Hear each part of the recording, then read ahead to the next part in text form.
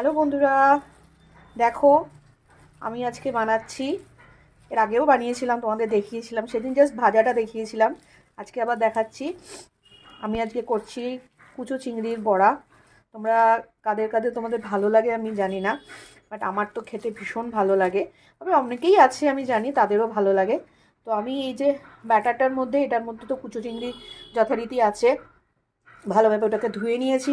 ধুয়ে নিয়ে এর মধ্যে হলুদ, গুঁড়ো লঙ্কা, কাঁচা লঙ্কা যে যেরকম ঝাল খায়, নুন, হলুদ গুঁড়ো তো বললামই, আর দিয়েছি পেঁয়াজ কুচি, বেসন, আর দিয়েছি অল্প একটু চালের গুঁড়ো যাতে জিনিসটা একটু কুড়মুড়ে হয়। এইভাবে জিনিসটাকে মেখেছি। নুন দিয়েছি পরিমাণ মতো, সবই বলে দিলাম। দিয়ে এইবার তেল আমার গরম হয়ে গেছে। এবার এটাকে গরম তেলে আমি ভাজবো।